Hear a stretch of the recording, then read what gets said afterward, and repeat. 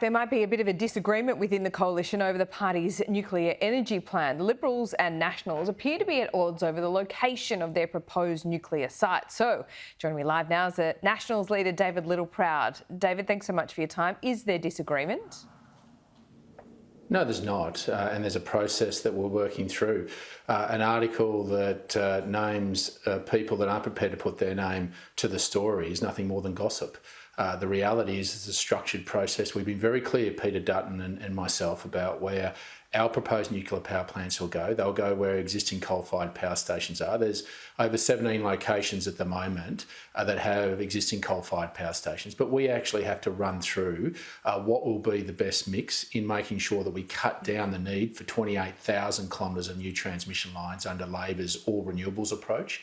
So there's a process that we'll work through, and we've been very clear about making sure that those communities that are most appropriate, that we'll work through in rewarding them, not just in terms of infrastructure, but discounting power that would look to increase the industrial capability of those communities and those regions. That's common sense, and that's what we'll be honest with the Australian people about, and that's what the pathway that Peter Dutton and I are on.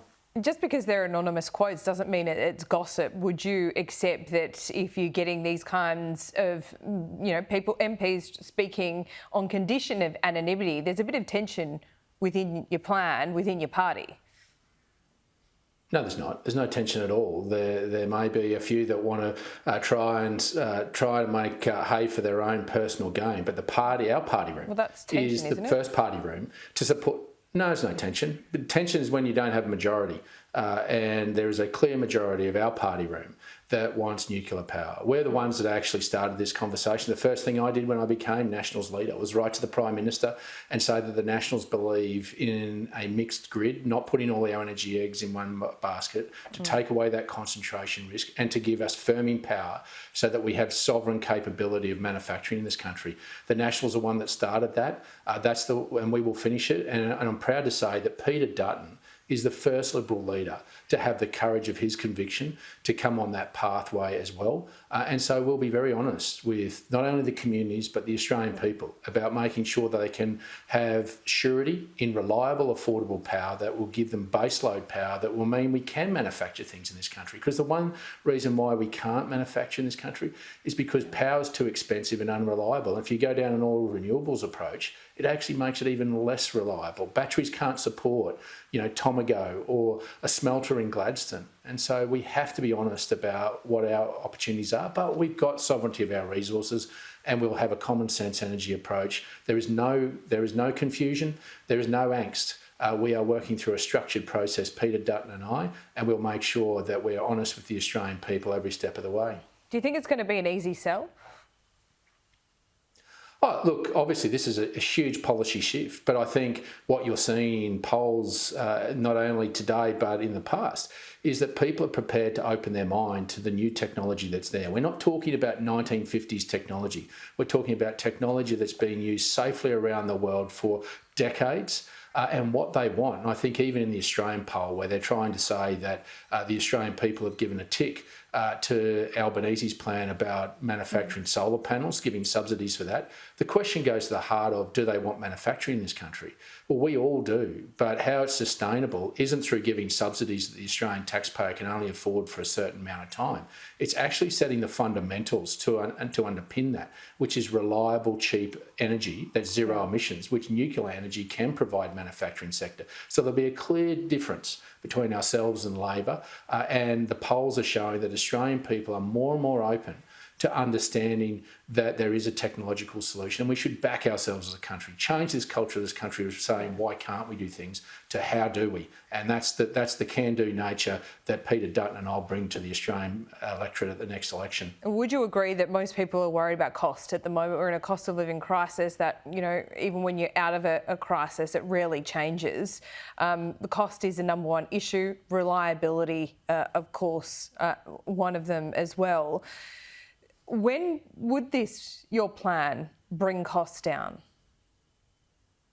Well, and that's what we'll be very clear about. What you've got to understand is that we'll make sure that there's an honest conversation about what the energy mix is, that renewables are not the cheapest, because a nuclear power plant will last for 60 years.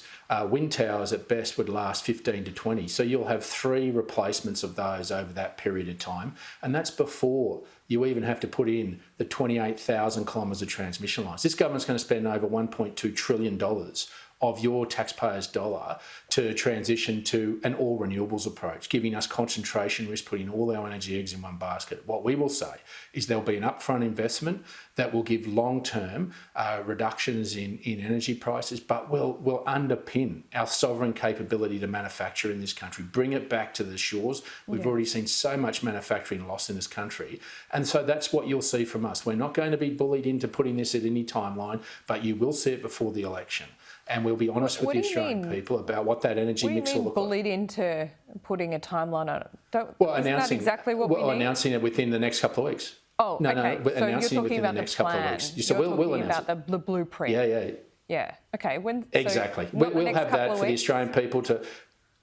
No, and look, this is a complex piece, as you've just articulated, rightfully articulated. This is a big shift in policy, one that we need to bring the Australian people with us on. And we need to be able to demonstrate about making sure that an all renewables approach is going to be detrimental to this country, makes us more vulnerable. But we have the sovereignty of our resources to have an energy mix of transitioning coal into nuclear with gas. We're going to need gas is going to be the energy that transitions and helps not only nuclear works but help renewables work. And there will be a renewables mix, and we want to make sure that there's a place for renewables. At the moment, they've lost their social licence. When you look at things like Port Stephens, where I was last week, offshore, 20 kilometres off the shore, where whale habitat, where whale lines go through for their migration. It's just insanity when there are other alternatives, and we just need to pause to plan to get this right. We'll live up to our international commitments. We're not running away from them, but we'll do this in a uniquely Australian way, where Australians will not pay a bigger price and regional Australia will not bear all the burden.